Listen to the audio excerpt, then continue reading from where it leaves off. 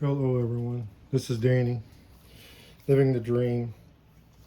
I want to talk about a topic here that I get so frustrated with because people just don't listen. So I'm trying to break it down so that people can actually see the failure possibilities in a shark bite or any type of a compression that is compressed around an O-ring. An O-ring fails generally, depending on what it is, up to a percentage of 8 to 10 years. Most O-rings are only lifetime is 25 years if you're lucky.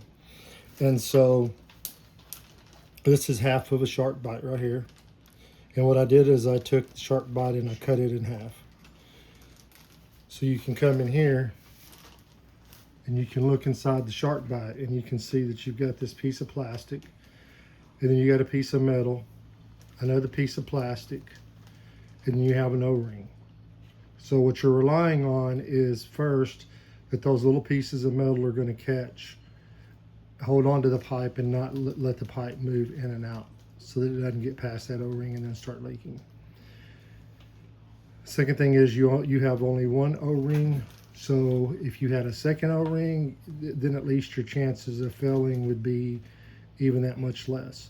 This is going to be no different really than, well, it's a lot different than like let's say the new plumbing fixtures with the compression, is that they have an O-ring on the inside of them and you compress each end. That's not to seal it, that's to make it to where it doesn't move. The sealing portion is the O-ring. They're also using these in AC units. And in my opinion, I would never use an O-ring on anything like that. You're talking about a lot of pressure and they will fail over time. Good chances of them. So if you take this O-ring apart, you got these little devices right here that's inside of it. That's the two little plastic pieces. And then here's your O-ring.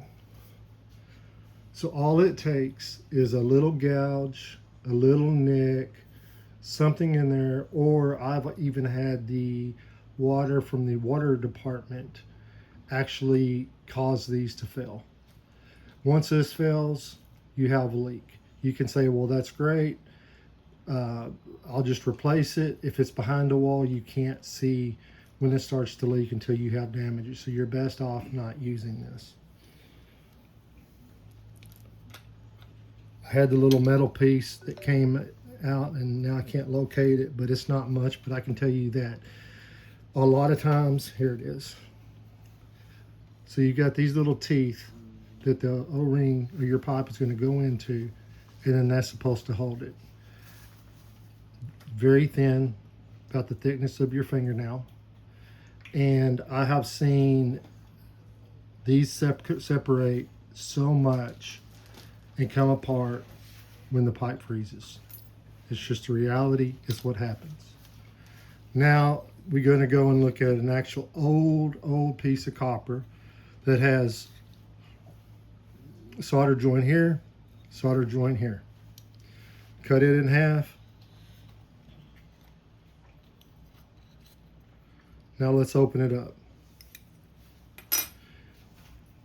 Now if you look at this piece of copper, it is soldered or brazed, whichever one you want to call it, that full distance through that pipe, which makes this one pipe.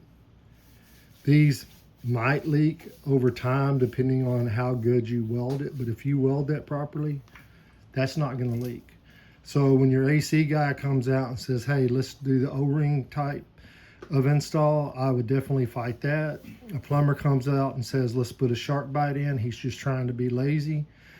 Now PEX is completely different. It's a completely different type of connections and all. So I definitely would not, PEX to me is a good product to use. But anything that has an O-ring failure possibility in it to me is garbage and I would not use it. Please share, subscribe, like. I'm really trying to get these channels to grow to help more people out there for the generation coming up so they can understand why some of this stuff that's new and really looks great and sounds great is great when it's really not. Thank you. Living the dream.